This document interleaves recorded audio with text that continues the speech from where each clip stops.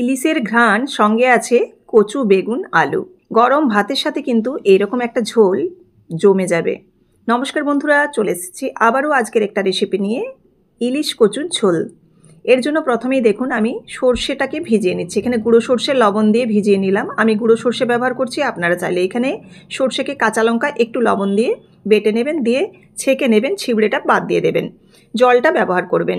এদিকে দেখুন এখানে আমি দিয়ে দিচ্ছি কড়াই সর্ষের তেল দিয়ে বেগুনটাকে লাল করে ভেজে তুলে নেব। বেগুনের মধ্যে কিন্তু কোনো রকম লবণ হলুদ দিইনি, কারণ বেগুনটা যদি লবণ দেওয়া হয় তাহলে কিন্তু নরম হয়ে যাবে। ওই তেলের মধ্যেই লম্বা করে কচুগুলোকে কেটে নিয়েছি, আলুগুলোও কিন্তু একইভাবে লম্বা করে কেটে নিয়েছি, আর একটু সরু সরু কেটেছি যাতে তাড়াতাড়ি সেদ্ধ হয়ে যায়। লবণ দিয়ে দিলাম আর দিয়ে দিচ্ছি হলুদ, দিয়ে নাড়াচাড়া করে 2-3 বার আমি লো ফ্লেমে ঢেকে দেবো, আলু কচুটা একটু ভাজা এবং সেদ্ধ যাতে হয়ে যায়। দেখুন এখানে আলুটা নাড়াচাড়া করে নিয়েছি, এবার ঢাকা দিয়ে দিচ্ছি। আমি কিন্তু 2-3 বার এরকম ঢাকা দিয়ে আলু কচুটাকে প্রায় 80% মতো কিন্তু এখানে সেদ্ধ হয়ে গেছে।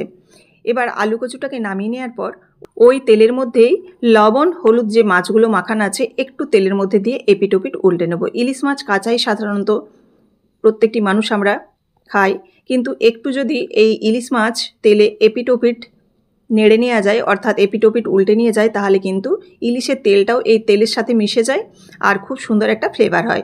হালকা করে দেখুন ভেজেছি, খুব একটা কিন্তু কড়া করে ভাজিনি। এবারে এই ইলিশের মধ্যেই আমি দিয়ে দিচ্ছি এখানে সর্ষে বাটা দেওয়ার পর এবার এর মধ্যে আমি দিচ্ছি খুব সামান্য ধনে গুঁড়ো আর খুব সামান্য জিরে গুঁড়ো।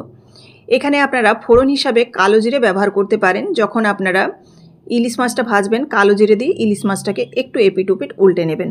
আমি এখানে কালো জিরের ফ্লেভারটা পছন্দ করছি না, সেজন্য কিন্তু কোনো রকম ফোড়ন ব্যবহার করিনি, সোজাসুজি ইলিশগুলো তেলের মধ্যে দিয়ে দিচ্ছি।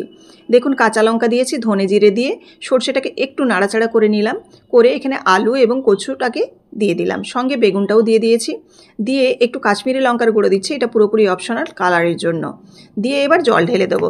সর্ষে কিন্তু খুব একটা বেশিক্ষণ কষাতে লাগে না। সর্ষে দেওয়ার পর একটু হালকা হাতে নাড়াচাড়া করে এর মধ্যে পরিমাণ মতো জল দিয়ে দিচ্ছি। জলটা দেখে দেবেন যেরকমভাবে আপনারা ঝোলটা খাবেন। আবারও দিয়ে দিচ্ছি পরিমাণ মতো লবণটা দেওয়ার পর খুব ভালোভাবে নাড়াচাড়া করে নিচ্ছি হালকা হাতে। এবার ভালোভাবে ফুটে যাওয়ার জন্য অপেক্ষা করব, আর একটু ঝোলটা ঘন হবে, খুব একটা এখানে কিন্তু আমি অতিরিক্ত ঝোল রাখছি না, মিডিয়াম টাইপের ঝোল রাখবো। তো দেখুন নাড়াচাড়া করে নিয়েছি, আর ঢাকা দেওয়ার কোনো প্রয়োজন নেই, আলু এবং কচু তো আগেই সেদ্ধ হয়ে গেছে। ব্যাস দেখুন ভালোভাবে ফুটে গেছে। এবার কিন্তু এই যে ঝোল, এই ঝোলের কিন্তু দুর্দান্ত একটা ফ্লেভার বেরিয়েছে, কারণ সঙ্গে আছে ইলিশ মাছ। ব্যাস এবার নামিয়ে নিলেই গ্যাসের ফ্লেম বন্ধ করে রেডি হয়ে যাবে। আলু বেগুন দিয়ে ঝোল তো অনেক খেয়েছেন, কিন্তু এরকম কচু দিয়ে আলু বেগুন দিয়ে ঝোল একবার বানিয়ে দেখবেন, ভীষণ ভালো খেতে হয়, আর ইলিশের সাথে কচু কিন্তু দুর্দান্ত লাগে। তো ব্যাস একদম রেডি।